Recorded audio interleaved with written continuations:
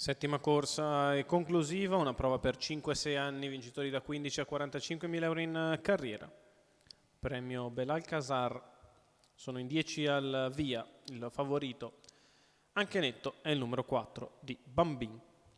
Si va a partire 1 Bionda De Gleris, Salvatore Cintura, 2 Babilonia Baba, Carmine Piscoglio, 3 Buduso Lippi, Cesare Ferranti, 4 Bambin, Andrea Farolfi, 5 Baltimora Lux Pietro Gubellini, 6 Bessi di Poggio Carlo Udorovic, in seconda fila 7 Bujumbura Luca Lovera, 8 Giamaica Ferro Alessandro Gocciadoro, 9 Bandiera del Sile Manuel Pistone, 10 Baghira Agar Roberto Vecchione. Macchina che accelera e allo stacco Bambin che va davanti nei confronti di Babilonia Baba. Di fuori numero c'è Bessi 1 di Bionda Poggio De Gleris, che squalificato. cerca una posizione che per il momento non trova e anzi sbaglia. Rimane così di fuori Baltimora Lux a lato di Giamaica Ferro, che è partita forte dalla seconda fila. I primi 200 se ne vanno in meno di 14. Bambina al comando nei confronti di Babilonia Baba, poi Giamaica Ferro e Baltimora Lux apparecchiati avanti a Bujumbura. Quindi in terza pariglia a largo c'è Bandiera del Sile che segue Buduso Lippi. 28,8 per i primi 400 metri di Bambin, che l'ha presa decisamente allegra, e guida con una lunghezza e mezza nei confronti di Babilonia Baba dopo 600 metri in 44,2.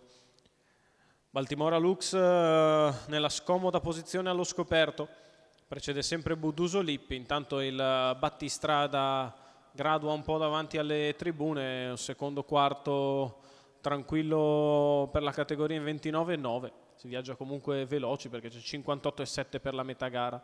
Baltimora Lux prova ad avvicinarsi a Bambin su questa frazione un po' più lenta, mentre sbaglia Giamaica Ferro. Il chilometro se ne va in 1:13,1 con Bambin che cammina all'avanguardia, Babilonia Baba che la segue, Buduso Lippi che va in terza corsia per aggirare Baltimora Lux portandosi in scia Bandiera del Sile e Baghira Agar che muove in mezzo alla pista, 400 metri dalla conclusione, 28,9 anche il terzo parziale, 1:27,6 tre quarti di miglio. Bambini in vantaggio sempre con quel paio di lunghezze nei confronti dell'alleata Babilonia Baba. Baghira Agar che progredisce in mezzo alla pista, Bambin che sta guadagnando qualcosa agli avversari con una curva passata in 14,7, la retta d'arrivo per Bambin che si mantiene in netta evidenza nei confronti di Baghira Agar. Babilonia Baba, Bambin che nel finale vince facile su Baghira Agar, al terzo posto Babilonia Baba.